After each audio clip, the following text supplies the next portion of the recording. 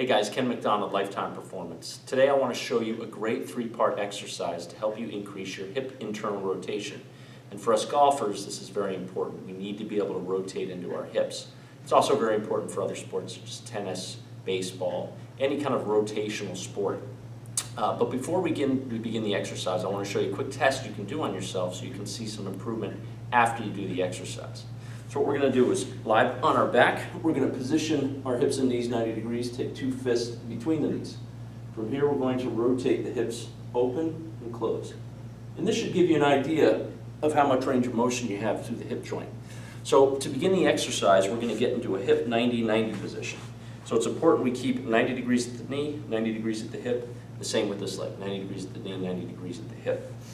Okay, so what we're going to do is stay tall, and what I want you to do to begin is really kind of push that lower leg from the knee down into the ground as hard as you can. And you can do the same thing back here. We're doing an isometric contraction. We're pushing as hard as we can. We're holding ourselves up nice and tall. If you want to make it a little bit harder, we can bring the arms to the chest. But the idea is pushing in there. We're going to do that for 30 seconds. After we complete 30 seconds, we are going to rotate towards the open side hip and reach our arms out in front as we rotate. I want you to feel like you're lengthening through the hip, pushing the hip away from you and pushing the palms away from you, kind of like Spider-Man when he slings his webs. So pushing as hard as we can, we're going to do that again for 30 seconds. Then we're going to come back to center. We're going to lean into the left side and we're going to lift that back foot up.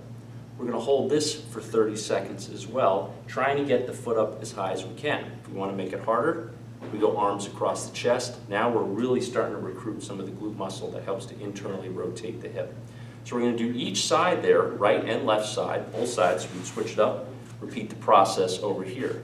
After we finish doing that, we're going to lie back down, reset. You can see I've gotten a lot more hip range of motion in that right hip. So it's a great exercise to get some quick hip range of motion. Got to be consistent with it because we want it to last, but the idea of being here was we're trying to strengthen the hip throughout its entire range of motion. So try that one at home. I know it's going to help you out.